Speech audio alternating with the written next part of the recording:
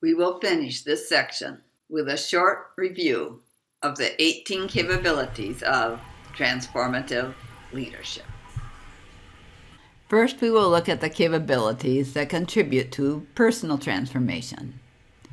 Two of these capabilities relate to character. The first is rectitude of conduct. To practice this capability, we hold ourselves to a high standard of conduct and take responsibility for solving problems that come up in our lives, rather than blaming others or bad luck.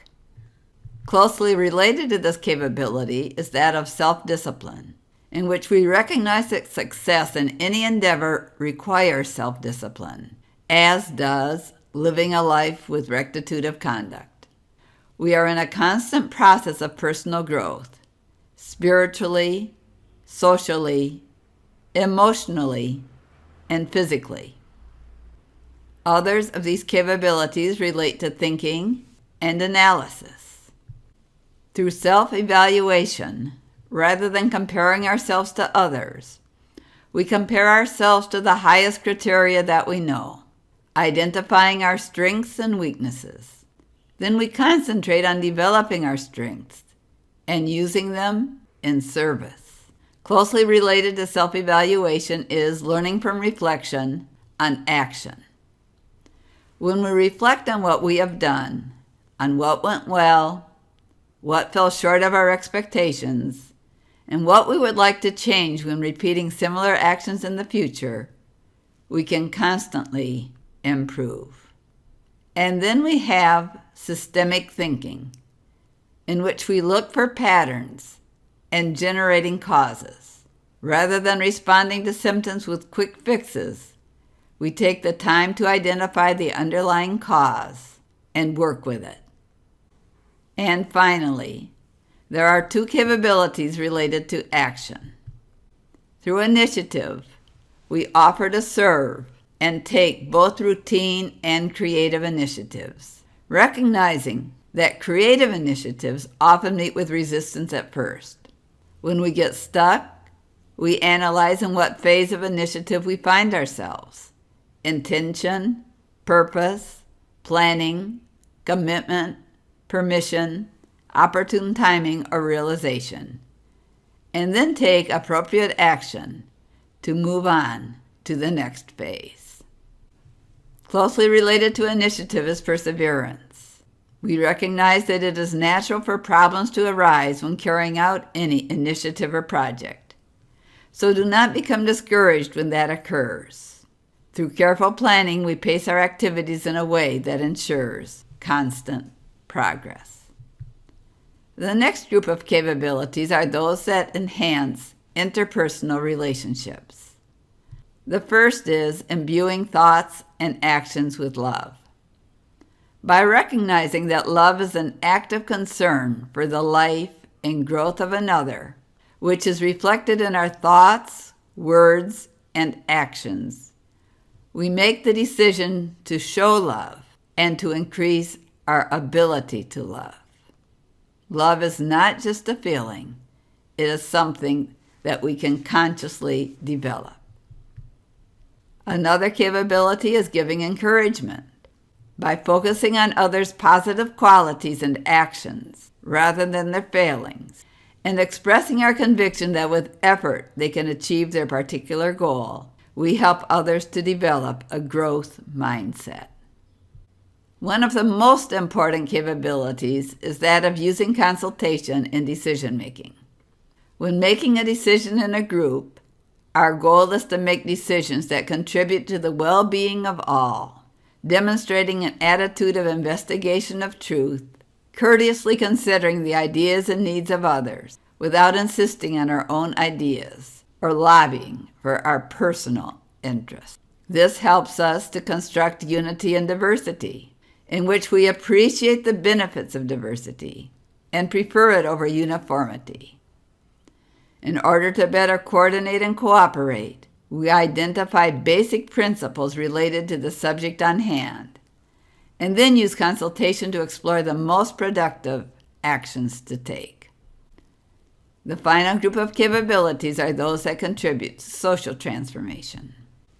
Of these, again, one of the most important is that of empowering education.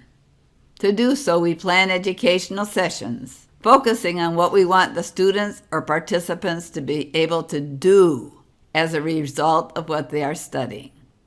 By using the learning cycle with its 4 phases of experience, reflection, conceptualization, and application, we engage the interest of those who are studying and go beyond theory so that they practice what they are learning. If the subject matter requires it, we include exercises that aid in transforming mental models into coherent conceptual frameworks. And we strive to establish an empowering relationship with the students, communicating high expectations and humbly showing openness and respect for their ideas, while dedicating sufficient time to our own preparation of the class. Another capability which is fundamental in constructing a better society is that of establishing justice. Justice is the foundation of social order and a necessary requirement for unified action. Besides doing what we can to promote social justice, we need to evaluate our own actions to see if we are serving as an example of justice. When we encounter injustice, we have the responsibility to speak up, no matter how uncomfortable it may be. A closely related capability is that of transforming dominating relationships. When practicing this capability, we question the mental model that affirms that domination is inevitable and replace it with a conceptual framework that emphasizes interdependence, taking into account other capabilities, such as a commitment to justice, the construction of unity and diversity, an agreement on shared principles, and making decisions using consultation. We use self-evaluation in order to detect whether we are dominating in some relationships, and if so, change our way of relating. When working with others in any type of organization, it is important to apply the capability of formulating a shared, principle-based vision. A shared vision contributes to unity of thought and aids in decision-making. It consists of the description of a desired future, difficult but not impossible to attain. By identifying certain principles and fundamental topics related to the subject area, then identifying what currently exists in regard to each one, and how the group would like to see their institution related to that area in a certain number of years, a sizable group can elaborate a shared vision. It is important to understand historical perspective. An understanding of history aids in giving direction to our actions and projects.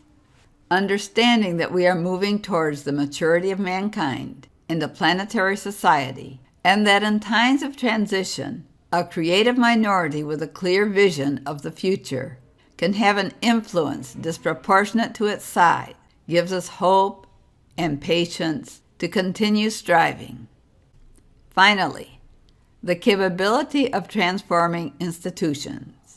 It is important that institutions apply many of the capabilities that we have already mentioned: giving encouragement, making decisions using consultation, constructing unity and diversity, empowering training programs, exemplifying justice, formulating a principle-based vision, and understanding historical perspective.